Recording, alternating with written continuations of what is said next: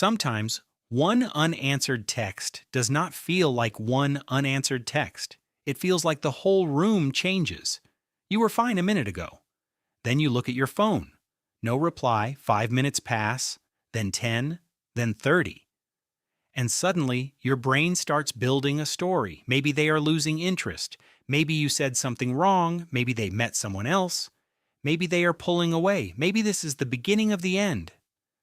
And the strange part is, you know it might be too much. You know people get busy. You know a message is not proof of love. You know one quiet hour does not always mean something bad. But your body does not feel that. Your body feels danger. So you check again. Still nothing. You open the chat, you close it, you open it again. You read your last message. Was it too warm? Too needy? Too cold? Too honest? You start editing yourself after the conversation has already happened. This is where anxious attachment can begin to show itself. Not as drama, not as weakness, not as someone being too much, but as a deep fear that connection can disappear at any moment. Anxious attachment is not just wanting love. Most people want love. It is wanting love while never fully trusting that it will stay. So the relationship can feel good, but not safe. Warm, but not stable. Close, but always a little bit at risk. And because of that, small things can feel huge. A shorter reply, a different tone, a plan that changes, a person saying, "I need some space," a message that stays unread. To someone else, these things may look normal. To an anxious nervous system, they can sound like, "I am about to be left." And when that fear appears, the mind starts working very fast. It searches for signs, it studies every word, it remembers every tiny shift. It compares today with yesterday.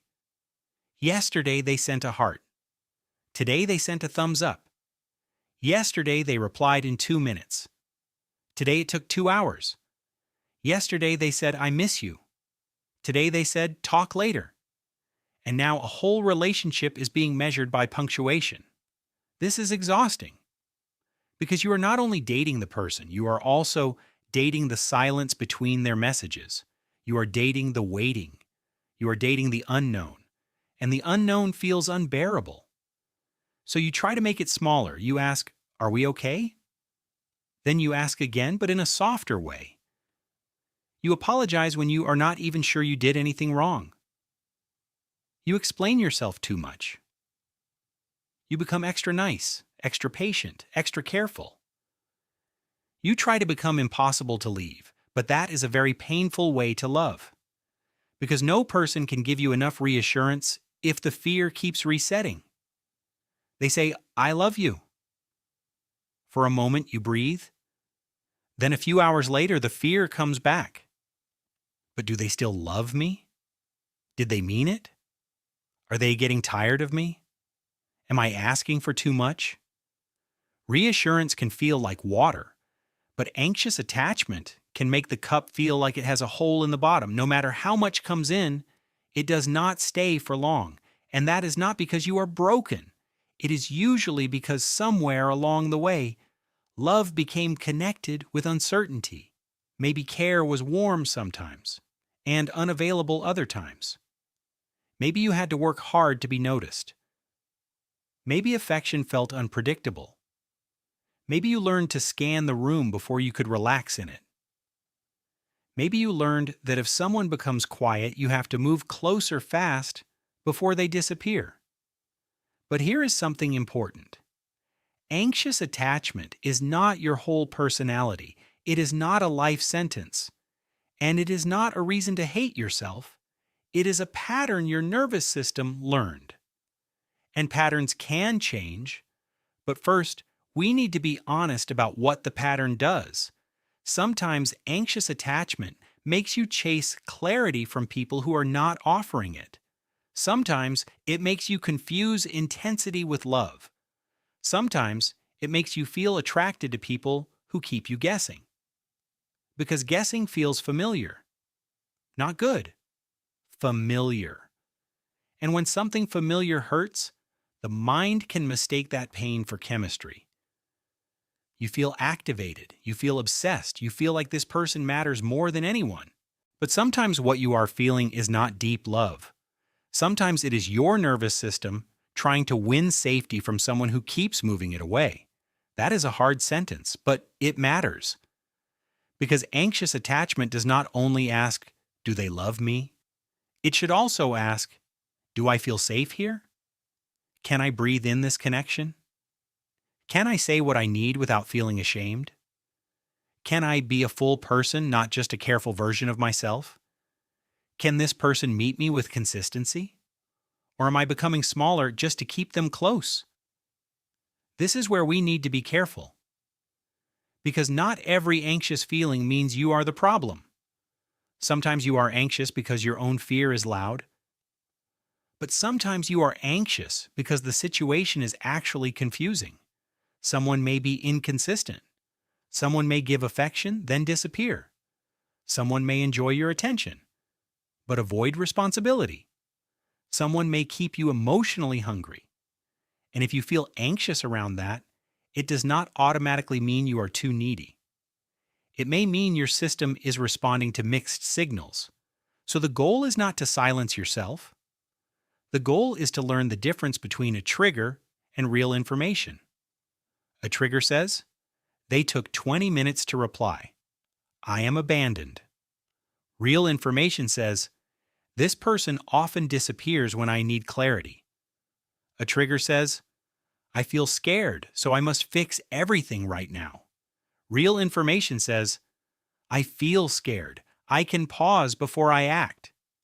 A trigger says, if I ask for reassurance, they will leave.